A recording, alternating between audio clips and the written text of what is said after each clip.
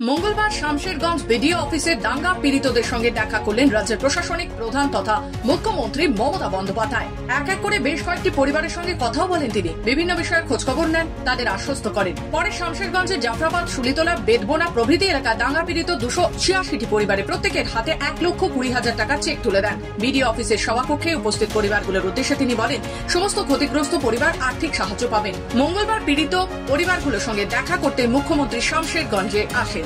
এই খবর ছড়িয়ে পড়তেই জাফরাবাদ, শুলিতলা, বেদবোনা থেকে কয়েকশো পরিবার বিডিও অফিসে হাজিরও হন। ওই সময় দুঃস্বপ্নের কথা মুখ্যমন্ত্রীর কাছে তুলে ধরেন তারা। মুখ্যমন্ত্রী তাদের কথা গভীর মনোযোগের সঙ্গে শোনেন। ঘরের জিনিসপত্র লুটপাট হয়ে গেছে তাদের।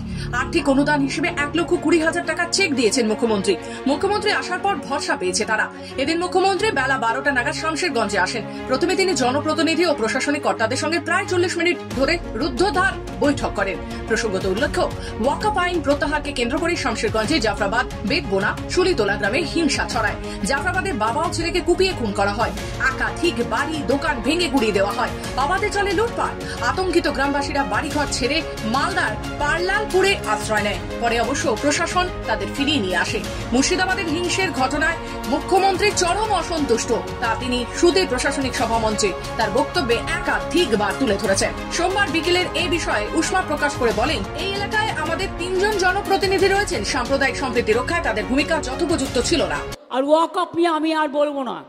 নতুন করে আমাকে বারবার ডোন্ট ইনসিস্ট মি। ওয়াকফ আমাদের এখানে কোনো কোশ্চেন নেই।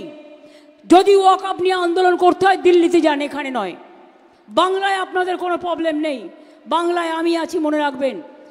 আমি হিন্দুর প্রপার্টিতেও নয়, মুসলিম প্রপার্টিতেও নয়, শিখ প্রপার্টিতেও নয়, খ্রিস্টান প্রপার্টিতেও নয়।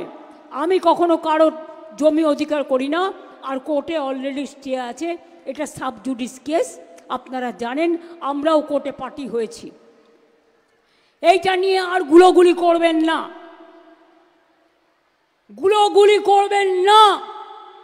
যদি করেন সবচেয়ে বড় শত্রু আমি হব। যদি আপনার কেউ অধিকার কেড়ে নেয়, অধিকার রক্ষা করার গ্যারেন্টি আমাদের, এটা মাথায় রাখবেন।